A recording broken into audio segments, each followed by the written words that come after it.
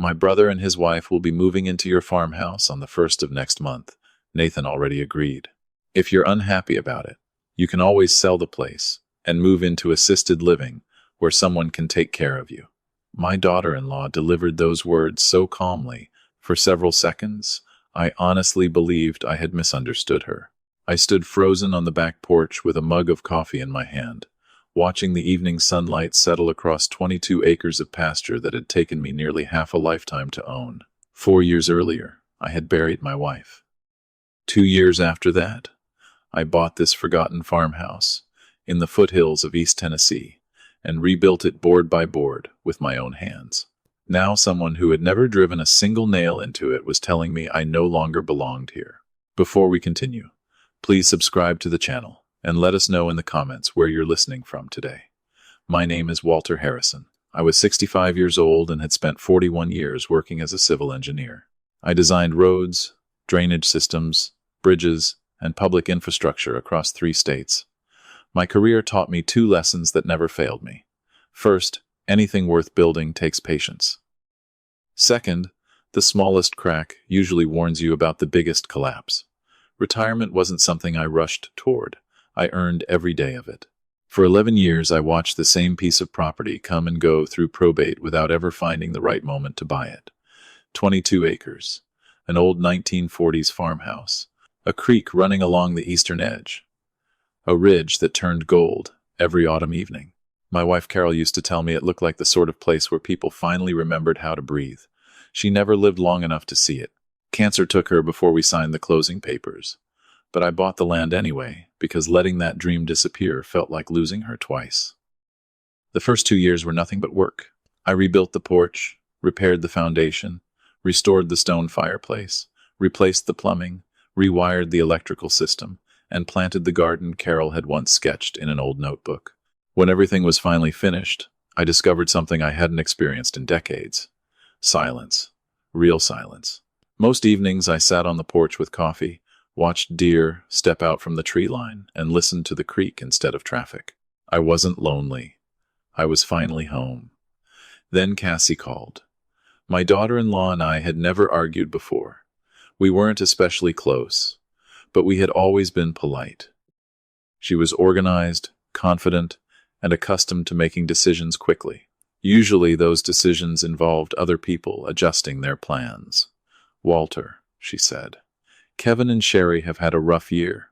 Their lease ended, and they're staying with us right now. The apartment is too crowded, so we've come up with a better solution. She spoke as though the conversation had already happened, as though all that remained was informing me of the result. I asked one simple question. What solution? Your farmhouse, she answered immediately. It has 3 bedrooms. You're using one. Kevin and Sherry will stay there for a few months until they get back on their feet. I waited for the part where she asked whether I agreed. It never came. Instead, she added, Nathan understands this is the right thing to do. I noticed the wording immediately. She didn't say my son had agreed. She said he understood. There was a difference, and differences like that mattered. Cassie, I said calmly, this is my home. She sighed, as though I were making something unnecessarily complicated. Walter, you're one man living alone on 22 acres? You don't need that much space anymore. Honestly, you should appreciate having people around. It'll be good for you. I looked across the field toward the barn I had rebuilt with my own hands. Every fence post, every fruit tree, every stone along the garden path represented years of work I had chosen because I loved this place. No, I replied. It won't. Her voice hardened for the first time. Then maybe it's time to think about somewhere more appropriate for your age. There are several excellent retirement communities nearby. That sentence told me everything I needed to know. This was never about helping Kevin. It wasn't even about family. Someone had already decided my life should become smaller, so someone else's could become easier. I didn't argue. I didn't raise my voice. I simply wished her a pleasant evening and ended the call. Then I carried my empty coffee cup into the kitchen, opened the drawer beside the refrigerator, removed a yellow legal pad, and wrote the first item on an otherwise blank page. Call Gerald Poole, property attorney. At that moment, I wasn't preparing for an argument. I was preparing to protect the last promise I had ever made to my wife, and I had no intention of failing her now. I slept better than I expected that night. People often assume anger keeps you awake, but after 41 years in engineering, I had learned something different. Panic belongs to people who don't have a plan. I already knew my first step. At exactly 8:30 the following morning, I drove into Calhoun and parked outside the small Victorian building where Gerald Poole had handled the purchase of my farm 2 years earlier. He greeted me with the same quiet professionalism I remembered from the closing day and invited me into his office. I repeated Cassie's words almost exactly as she had spoken them, careful not to exaggerate a single sentence. When I finished, Gerald folded his hands and gave me the answer I had hoped to hear. "Walter, your property is titled solely in your name. Neither your son nor your daughter-in-law has the legal authority to invite anyone to live there without your permission. If someone arrives after you've clearly refused consent, they are trespassing." Hearing those words spoken by an attorney didn't change my rights, but it removed every trace of doubt. Gerald advised me to document every conversation from that point forward, preserve every text message and voicemail, and avoid emotional arguments.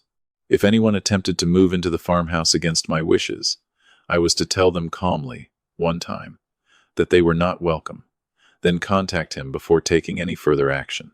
That advice suited me perfectly. I had never believed shouting solved structural problems, and I doubted it solved family ones either. Before leaving, I asked one more question. "If this becomes ugly, do I have to let them stay while the courts sort it out?" Gerald shook his head immediately. "Not if you handle everything correctly from the beginning." I thanked him, shook his hand, and walked back to my truck feeling strangely lighter. My next stop was my insurance agent. For more than 20 years, I had carried the same homeowner's policy without filing a single claim. I explained that relatives might attempt to occupy my property without permission and wanted to know whether that created any liability concerns. He confirmed that unauthorized occupants could complicate future claims and encouraged me to notify the company immediately if the situation changed. I assured him it wouldn't change willingly. On the drive home, I made one more stop at a hardware store outside Athens. I bought 2 cellular trail cameras, extra batteries, and mounting brackets. Years earlier, I had used similar equipment to monitor construction sites after repeated thefts of building materials. They were reliable, discreet, and automatically time-stamped every photograph they captured. By late afternoon, both cameras were installed. One overlooked the entrance to the gravel driveway. The second covered the approach to the farmhouse from the barn. I tested each angle with my phone until there wasn't a blind spot anywhere a vehicle could enter the property. Standing beneath the cedar tree where I had hidden the first camera, I realized I wasn't preparing for strangers. I was preparing for people who believed family ties gave them permission to ignore boundaries. That evening, I organized a folder on my desk. Inside it, I placed printed copies of Cassie's text messages, handwritten notes from my meeting with Gerald, my insurance paperwork, and a fresh legal pad. At the top of the first page, I wrote 3 simple rules. Stay calm, document everything, never argue without evidence. Looking at those words, I remembered something Carol used to tell me whenever one of my construction projects ran into trouble. The loudest person in the room usually has the weakest foundation. I smiled for the first time since Cassie's phone call. If she believed she could pressure me into surrendering my home through intimidation, she had misunderstood the man she was dealing with. I had spent my entire career solving difficult problems, one careful decision at a time. This one would be no different. I simply didn't realize yet that the biggest problem wasn't waiting at my front gate. It was already inside my son's marriage. Nathan called 3 days later. His voice carried the careful tone of someone rehearsing every sentence before speaking it aloud. "Dad, do you have a few minutes?" I was repairing one section of fence beside the creek, replacing a weathered cedar post that had finally given up after 2 winters. I told him I had all afternoon. He hesitated before getting to the real reason for the call. "Cassie's pretty upset about what happened." I smiled to myself. She wasn't upset because I had been rude. She was upset because, for the first time in a long while, someone had told her no. Nathan explained that Kevin and Sherry had nowhere permanent to go. Hotels were expensive, and the apartment in Charlotte felt overcrowded with 4 adults sharing the space. Then he said the sentence I had been expecting since Cassie's phone call. Maybe they could just stay with you for a couple of months until they get back on their feet. I didn't answer immediately. Instead, I asked him a question. Nathan, whose idea was that? Silence filled the line. Finally, he replied, We're just trying to help family. That wasn't an answer. Did you ask me before Cassie called? Another pause. No. Did you agree to this before she called? His breathing grew heavier. She mentioned it first. Again, not an answer. I had spent decades sitting across conference tables from contractors who avoided direct questions whenever the truth worked against them. Nathan wasn't trying to deceive me.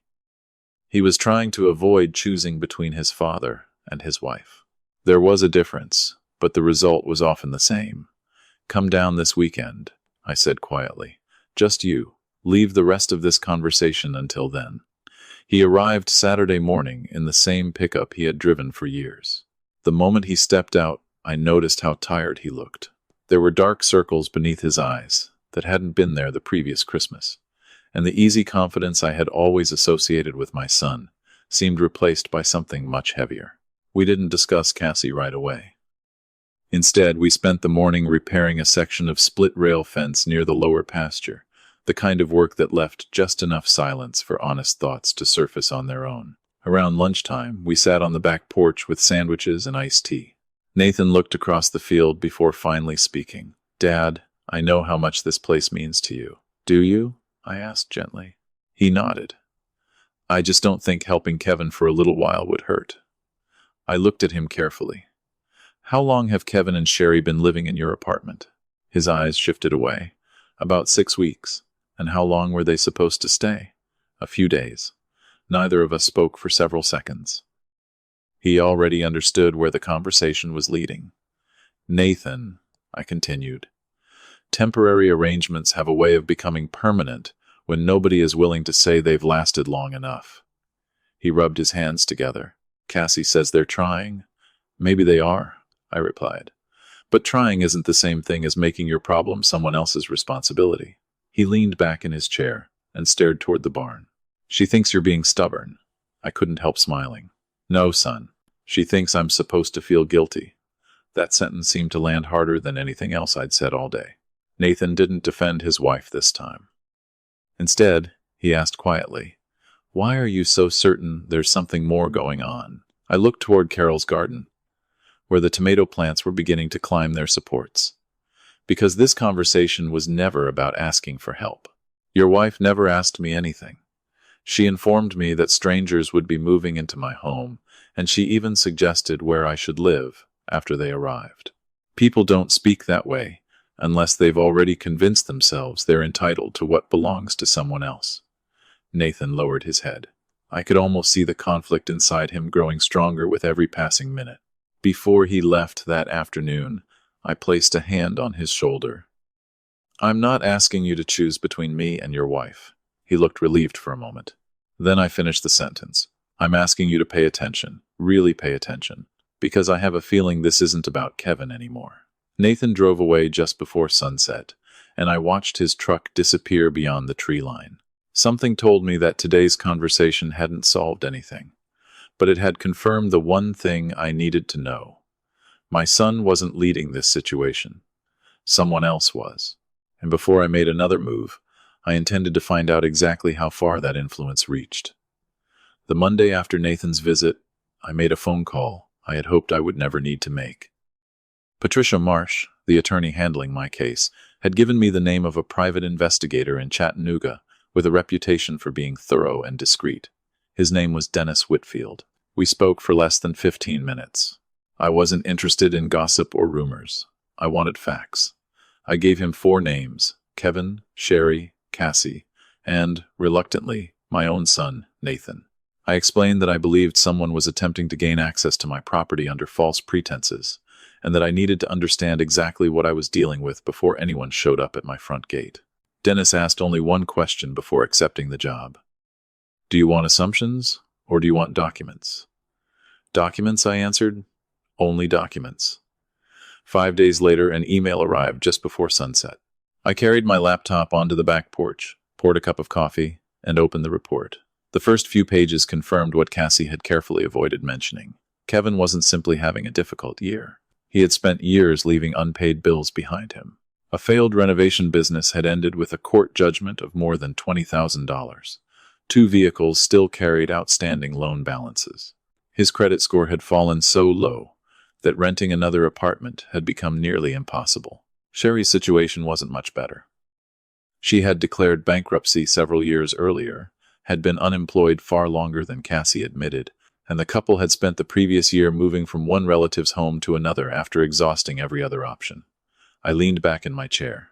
Suddenly, the urgency behind Cassie's phone call made perfect sense. They weren't looking for temporary shelter. They were running out of places willing to take them in. Then I reached the section that mentioned Nathan. I felt my stomach tighten before I had even finished the first paragraph.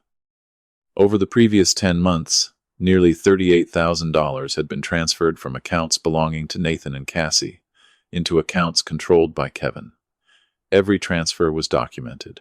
Every amount matched bank records. The descriptions varied: family loan, temporary support, business investment, but the total remained the same: $38,000. I remembered Christmas 18 months earlier when Nathan excitedly showed me pictures of neighborhoods outside Charlotte where he and Cassie hoped to buy their first home. He told me they were finally getting close to a down payment. Looking at those bank records, I realized that money had never been getting closer to a house. It had been disappearing into Kevin's problems, one transfer at a time. I immediately called Dennis and asked whether he could dig deeper into Cassie's finances. 3 days later, a second report arrived, and this one answered questions I hadn't even thought to ask. Cassie had quietly resigned from her marketing job 9 months earlier, without telling Nathan. Instead of replacing her income, she had been withdrawing money from their savings while allowing Nathan to believe they were still building their future together. Even worse, she had submitted a credit application using Nathan's financial information without discussing it with him first. The application had been rejected, but the paper trail remained. Near the end of the report, one paragraph forced me to read it twice. Dennis had located billing records showing that Cassie had consulted a property attorney in Nashville. The subject of that consultation wasn't Kevin. It wasn't family housing. It was whether a relative could establish a future ownership interest in real estate through financial contributions connected to the property. I stared across the field as the evening sun disappeared behind the ridge. Suddenly, every piece fit together. Moving Kevin into my farmhouse had never been the destination. It had been the first step. If he lived there long enough, if enough money could somehow be connected to repairs or maintenance, Cassie might eventually argue that her family had earned a legal interest in the property. Patricia would later tell me the strategy had almost no chance of succeeding under Tennessee law because the deed belonged entirely to me.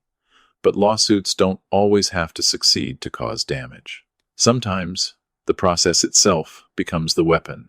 I closed the laptop and sat quietly until darkness settled across the valley.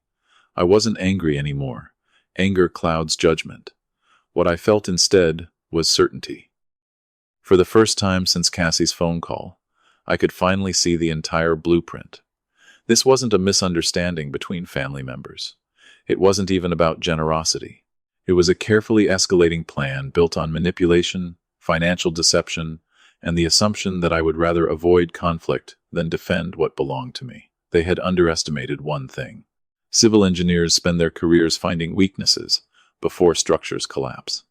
And I had just found the crack that would bring their entire plan down. 3 days after Patricia mailed the certified notice to Cassie, the first alert appeared on my phone at exactly 2:17 on a Wednesday afternoon. One of the trail cameras at the entrance to the driveway had detected movement. I opened the live feed and watched a dark blue pickup truck crawl along the gravel road toward the farmhouse. North Carolina license plates. 2 people inside. They weren't lost. They weren't visiting. They were driving with the confidence of people who believed they already knew where they would be sleeping that night. I set my coffee on the kitchen counter, slipped my phone into my pocket, and walked onto the front porch before the truck reached the house. The engine shut off beside the garden. A heavy-set man wearing a faded baseball cap climbed out first. A thin woman followed, her eyes moving across the porch, the barn, and the freshly painted farmhouse, as though she were already deciding what needed changing. Neither of them looked surprised to see me waiting. "Walter?" the man asked with an easy smile. "I'm Kevin. We've talked on the phone before." We hadn't. Cassie had simply assumed introductions were unnecessary. He extended his hand anyway. I nodded politely but kept both of my hands at my sides. "Long drive?" I asked. "About 4 hours," he replied. Cassie said everything was settled. We figured we'd unload before dark.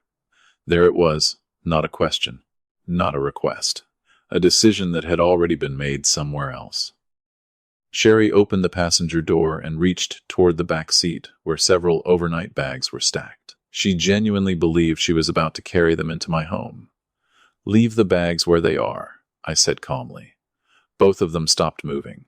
Kevin laughed awkwardly, thinking I was joking. "We'll stay out of your way," he said. "Couple of months at the most. Once we're back on our feet, we'll be gone." I shook my head. "You're not staying here tonight." The smile disappeared from his face. "Cassie said Nathan already cleared everything with you." Cassie was mistaken. "So, we're supposed to drive all the way back?" he asked, irritation beginning to replace politeness. "That's your decision," I answered. "But you won't be living on this property." Sherry folded her arms. "We're family." I looked directly at her. "You're my daughter-in-law's relatives. That doesn't give you permission to move into my home." Kevin took 2 slow steps toward the porch. "Walter, let's be reasonable. We're not asking for ownership. We just need a place to stay until things settle down. And I'm telling you the answer is no." My voice never rose above normal conversation. That seemed to frustrate him even more. People looking for an argument rarely know what to do when they don't get one. "You're really going to throw family out because of paperwork?" he asked. "No," I replied. "I'm refusing to let strangers occupy my property without my permission." His expression hardened. "Cassie told us you'd be difficult. Then she prepared you better than she prepared herself." Neither Kevin nor Sherry noticed the small camera mounted beneath the barn roof, capturing every second of the Fru's conversation.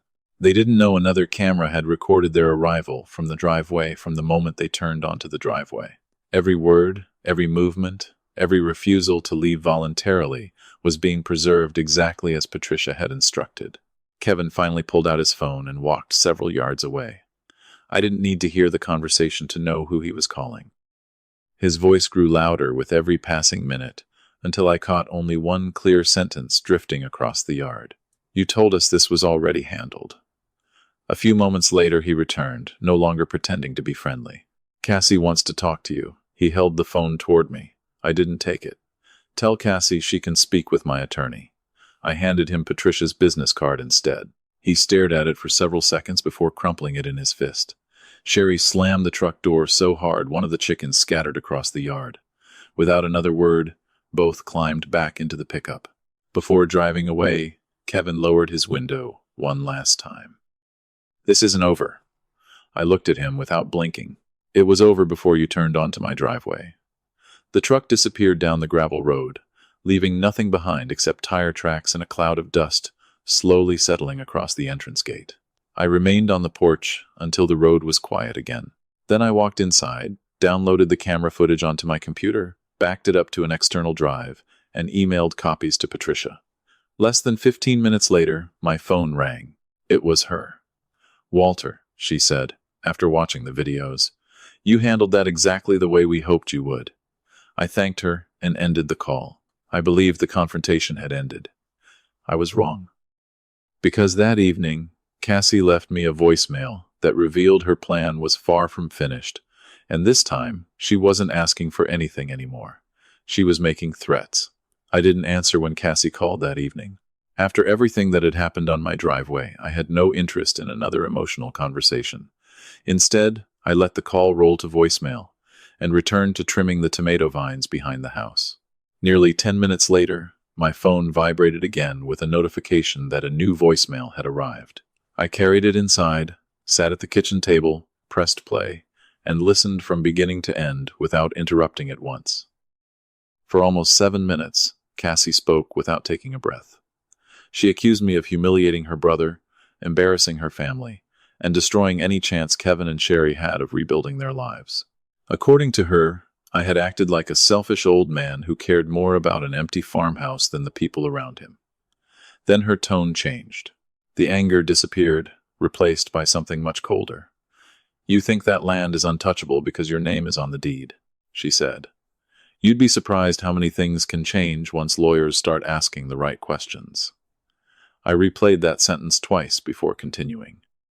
She claimed Kevin and Sherry had every intention of helping maintain the property, and that their contribution would have benefited me as much as them. She insisted Nathan believed I had overreacted, and that, sooner or later, I would realize I had made a terrible mistake.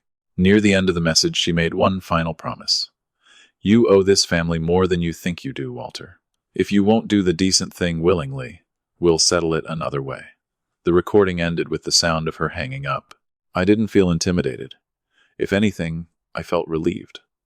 Until that moment, every concern I had shared with Patricia was based on suspicion and preparation. Now I had something far more valuable, a direct statement suggesting legal action before any lawsuit had even been filed. I immediately saved the voicemail in 3 different locations, created a written transcript, and added both to the growing folder on my desk. Then I emailed copies to Patricia, along with the driveway camera footage from earlier that afternoon. She called less than an hour later. "I've listened to everything," she said. "She made a mistake." "Because of the threat?" I asked. "Because she revealed intent," Patricia answered. "Courts care about patterns. Today we documented an attempt to occupy your property without permission. Tonight we documented pressure. After that attempt failed. Keep doing exactly what you're doing. Don't respond emotionally. Let her keep talking." The next morning, another certified envelope left Patricia's office. This one formally notified Cassie that any future attempt to enter the property, encourage others to occupy it, or assert an ownership interest without legal basis would be vigorously contested. Copies were also prepared for any attorney who might later claim to represent her interests. Everything was calm, methodical, and entirely by the book. Over the following 2 weeks, the farm returned to its familiar rhythm. I repaired a section of fencing near the creek, harvested the first tomatoes of the season, and spent quiet evenings on the porch watching deer emerge from the tree line as they always had. But beneath that peaceful routine, I continued building my file. Every text message from Cassie was preserved. Every missed call was logged with the date and time. Every unexpected vehicle entering the gravel road was captured by the cameras and archived. I wasn't collecting evidence because I enjoyed conflict. I was collecting it because experience had taught me that memory becomes unreliable the moment people realize they're losing. Documents never change their story. During those quiet weeks, I found myself thinking less about Cassie and more about Nathan. Something about his face during our last conversation refused to leave my mind. He hadn't looked like a man defending his wife. He had looked like a man trying desperately to believe the version of reality someone else kept repeating to him. The financial records Dennis had uncovered still sat in the folder beside me. $38,000, secret transfers, hidden unemployment, a consultation with a property attorney. Nathan didn't know any of it. If I remained silent, he would continue believing the people manipulating him were the same people protecting him.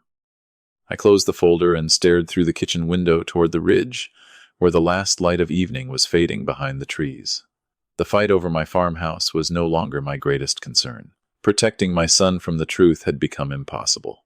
The only question left was whether he was finally ready to hear it. Nathan called the following Sunday morning. His voice sounded flatter than usual, almost exhausted. "Dad, do you have time if I drive down this week?" I hadn't called him. I hadn't pressured him. Somehow, he had reached the point where he needed answers more than reassurance. "Come by yourself," I said. "We'll talk when you get here." He arrived Wednesday evening just before sunset.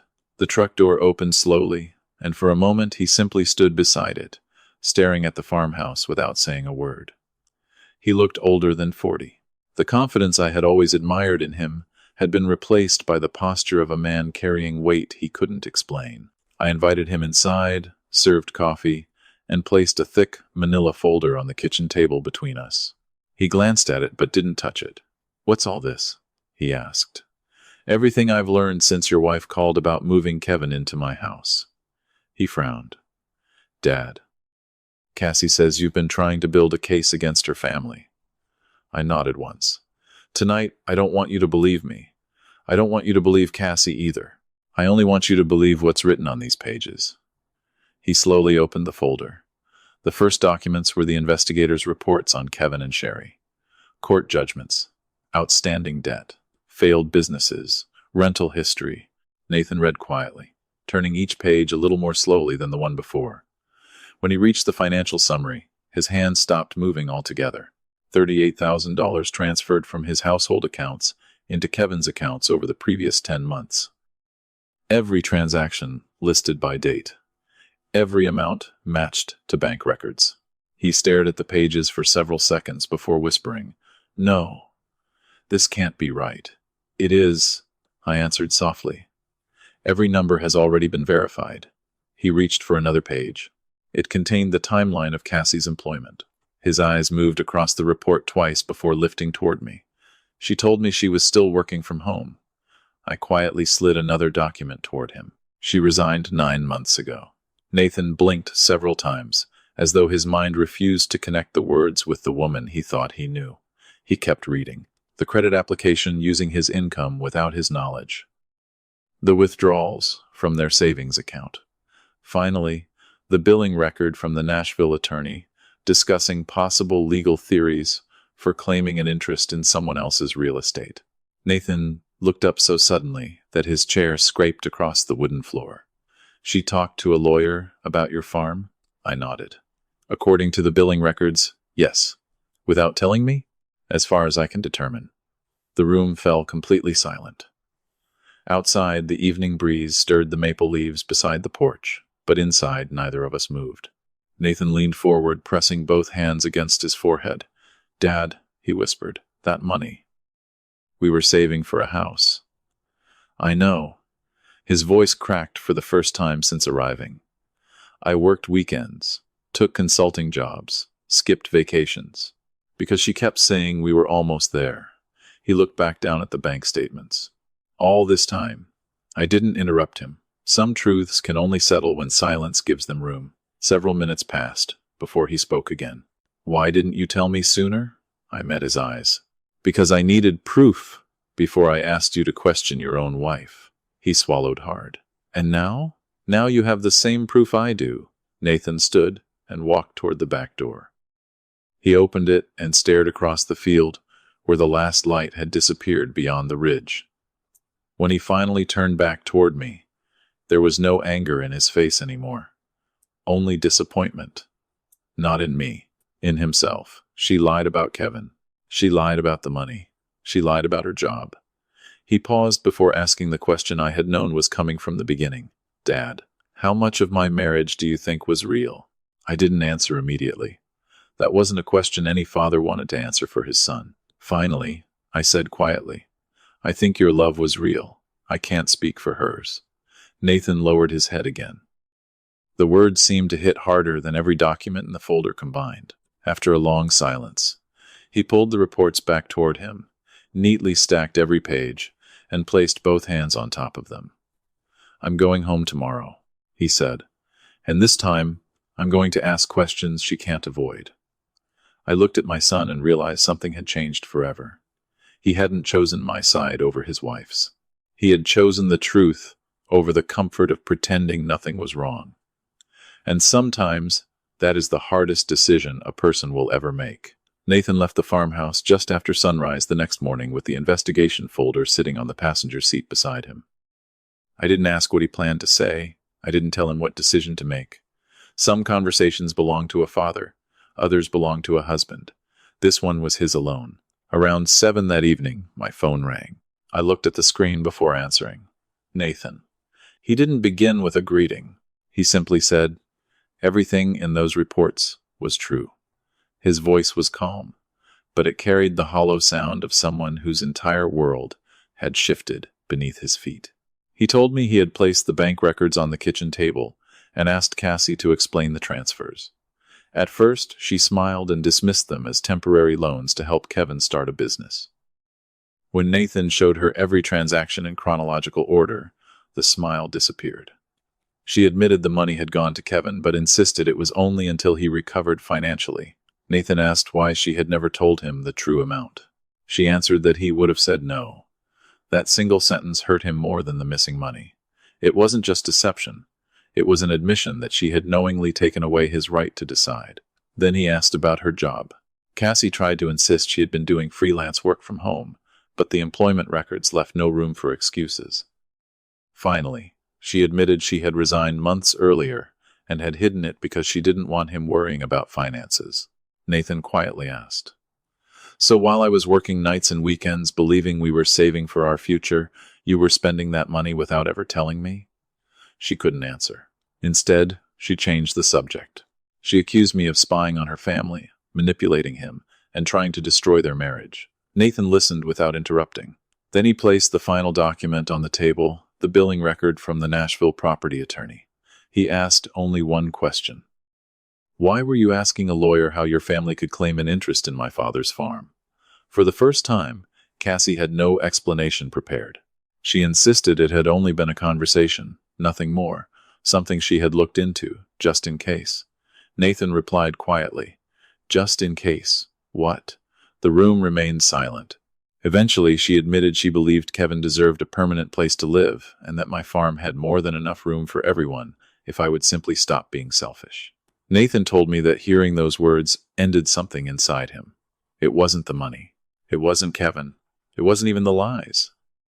It was realizing that she no longer saw my home or our family as something built through decades of sacrifice. She saw it as an opportunity waiting to be divided.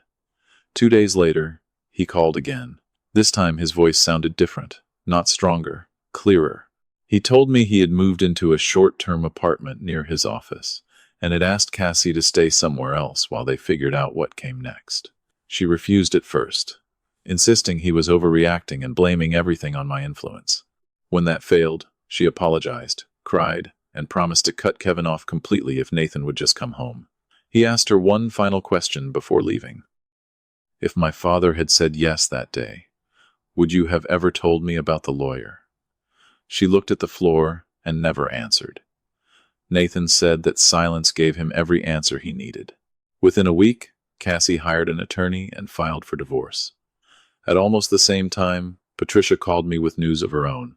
Cassie's attorney had sent a letter suggesting there might be grounds to pursue an ownership claim against my farm based on alleged financial contributions connected to the property. Patricia responded with a carefully organized package containing the deed, the certified notices, the investigator's reports, the driveway footage, and a detailed explanation of why no such claim had any legal basis under Tennessee law. Less than 2 weeks later, Cassie's attorney withdrew the allegation without filing a single document in court. The threat that had begun with one confident phone call had quietly collapsed before it ever reached a judge. But the legal victory brought me very little satisfaction. I kept thinking about Nathan sitting alone in an empty apartment, trying to understand how the life he had spent years building could disappear so completely. Sometimes winning still leaves people grieving what should never have been lost. I suspected the hardest part of my son's journey was only beginning. The divorce wasn't finalized overnight. Legal paperwork rarely moves as quickly as emotions do. Over the following months, Nathan and I spoke several times each week. At first, our conversations were short, almost mechanical. We'd talk about work, the weather, whether the tomatoes were finally ripening on the farm. Neither of us mentioned Cassie, unless it became unavoidable. I understood why. My son wasn't mourning the end of a marriage alone. He was mourning the future he believed he had been building for nearly a decade. One Friday afternoon, he drove down to the farmhouse without calling first. When I heard his truck on the gravel driveway, I walked onto the porch and found him standing beside the garden with a toolbox in his hands. "Thought I'd help finish that fence," he said. I nodded toward the pasture. "I've been waiting for someone younger than me to carry those posts." It was the first time either of us had laughed in weeks. We spent the entire weekend working side by side, replacing fence rails, repairing the small bridge across the creek, and repainting the old barn doors that had begun fading under the summer sun. We talked very little while we worked, but the silence no longer felt heavy. It felt familiar, the kind shared by two people who no longer needed to explain themselves. On Saturday evening, we cooked dinner together in the kitchen Carol had once dreamed about. As we sat on the back porch watching deer emerge from the tree line, Nathan finally broke the silence. I keep asking myself how I didn't see any of it. I looked across the valley before answering. Because you trusted the person you loved. That isn't weakness, son. It's exactly what marriage is supposed to be. He stared into his coffee. I still feel like I failed. No, I said quietly. You were deceived. Those aren't the same thing. He nodded slowly, letting the words settle. A few weeks later, he called with unexpected news.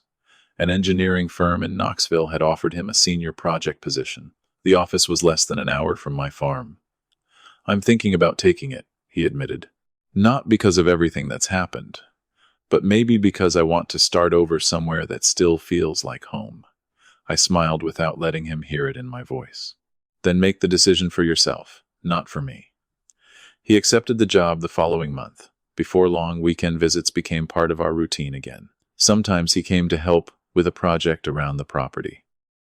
Other times we simply sat on the porch after dinner, talking about bridge designs, fishing trips we never took, or stories about his mother that neither of us wanted to forget. Gradually, I noticed something changing. The constant exhaustion in Nathan's face disappeared. The hesitation in his voice faded. He laughed more often. He stopped apologizing for things that had never been his fault.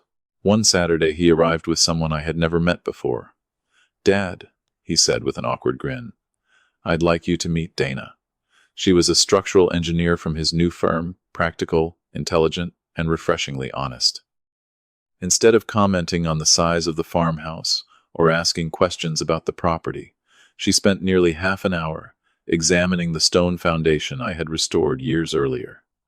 These repairs were done properly, she said with genuine admiration. Who did the engineering? Nathan smiled and pointed toward me. He did. Dana turned back toward the house and laughed softly. I had a feeling. Watching the two of them walk together through the garden that afternoon, I realized something I hadn't allowed myself to hope for. Nathan wasn't simply recovering from everything that had happened. He was building a new life, on stronger ground than the one he had lost.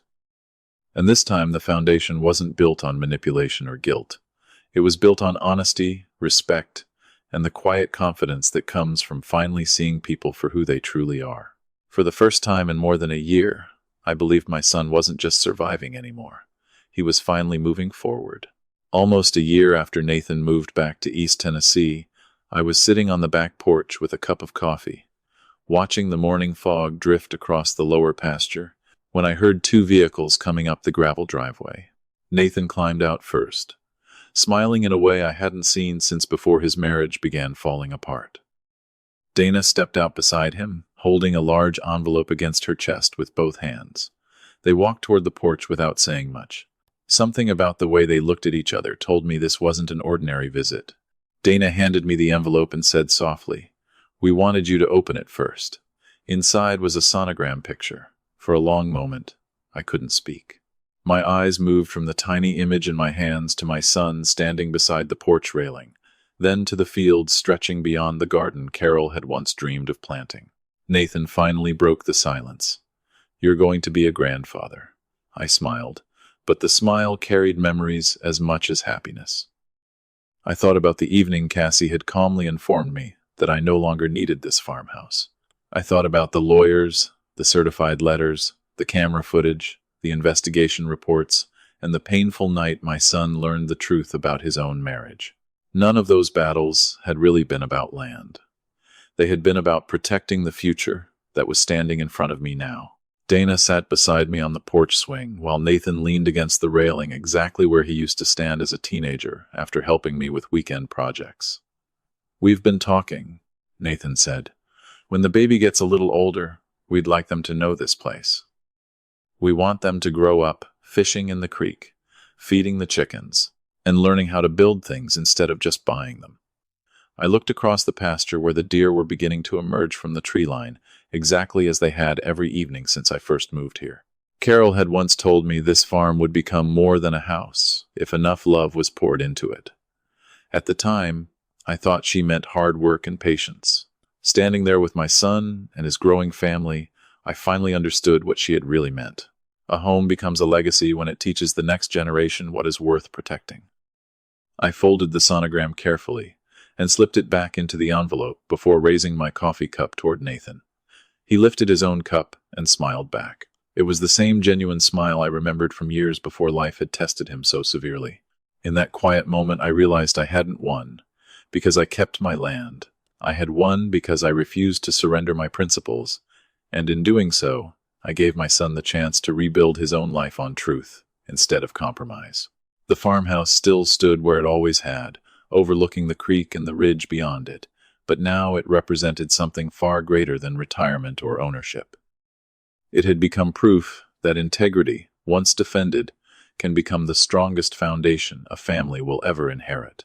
And as the morning sun finally broke through the fog, I knew my wife had been right all those years ago. This truly was the kind of place where people could finally find peace.